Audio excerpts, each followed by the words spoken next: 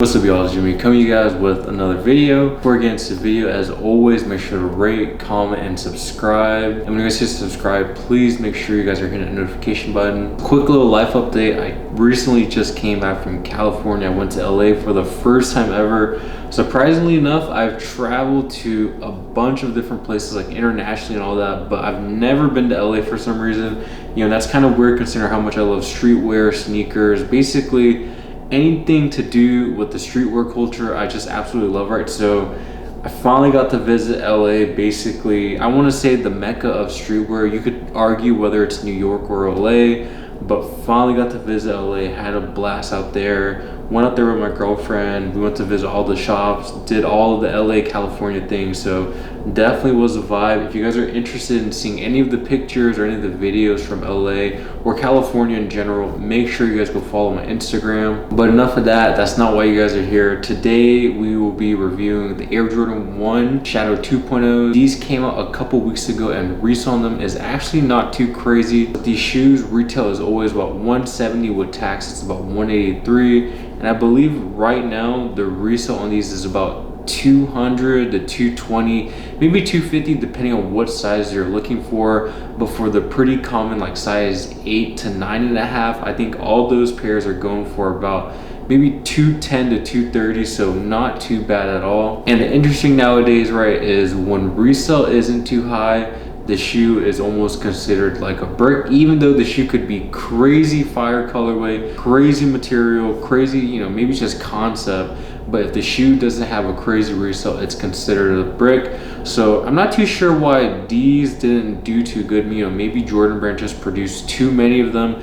Maybe they dropped this colorway at the wrong time, considering that it is summertime. People are wanting to wear more vibrant colors, and these are very muted and toned down. But nonetheless, I do feel like they were pretty easy to get. Between me and my girlfriend, we were able to get 4 pairs off of sneakers. So we were able to hit 2 men pairs and then 2 grade school pairs. So that is the first, I believe, that has ever happened between me and my girlfriend. So maybe that's why resale on them isn't too crazy. There was plenty of pairs to go around. But getting right into the review, here is the box that the shoes come in. Typical Air Jordan 1 box.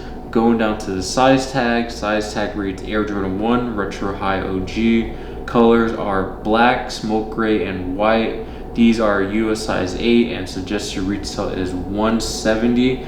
So it's interesting seeing that these are smoke gray. I think maybe that's why, you know, that could be a reason why people aren't really feeling these is, you know, when you see the gray in person, I don't know, like it seems to be like maybe like a shade or two lighter than what we're used to seeing on the Shadow 1s. But another thing to consider is the material on the gray is different than what we're used to seeing. Typically it's a leather and these are suede / nubuck, so that could be another reason why. And now finally getting into the shoes. Here they are, really clean in person, you guys, really simple. I mean, it's essentially like an inverse Chicago 1 color blocking. So you can't go wrong with it, especially since it's just black, gray, and white. But starting with the outsole of the shoe, you just have your typical Air Jordan 1 outsole in that black color.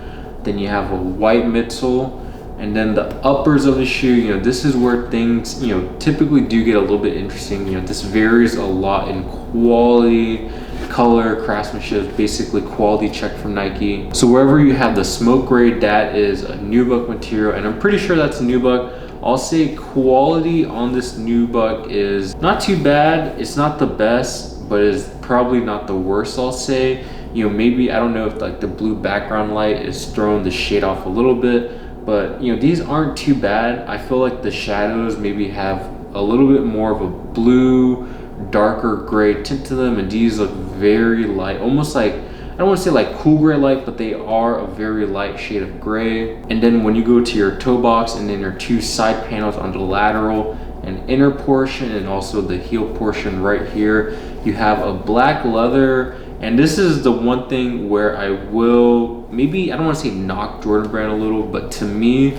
the quality on this leather feels really cheap.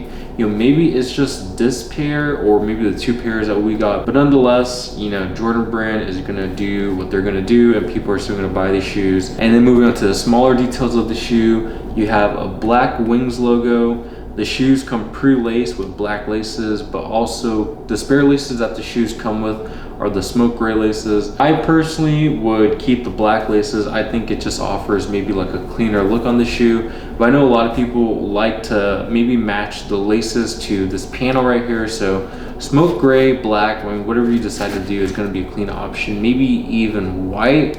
I personally wouldn't go white, but I could see someone choosing to do white. But then when we went to your tongue, you have a black tongue, and then your Nike Air tag is black with Nike Air in that smoke gray. And the one thing on the shoe that I noticed is different in comparison to the other Air Jordan ones that I've owned or reviewed is the lining of the shoe. I don't know how to describe this material, but it's very stiff, very hard. It almost does feel a little bit smoother in a sense. It doesn't feel like a cotton t-shirt basically.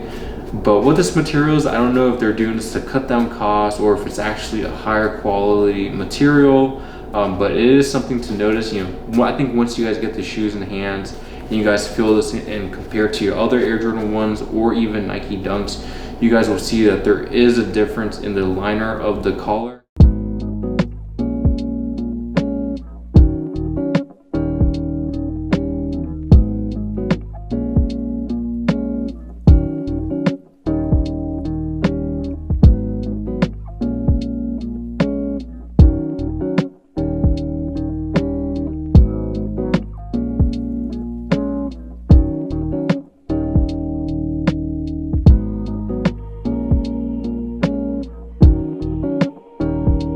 But let me know what you guys think about the Air Jordan 1 Shadow 2.0s. The Nike brand do these justice, you know, like are they worth the resale? I mean, resale on them isn't even too much. I really do think if Jordan brand had dropped this shoe in October, November, December, it would do a lot better. But I feel like for the summertime, people really just aren't wanting to wear so much black. And it's gonna wrap up the review. Until next time, I'll catch you guys later. Peace.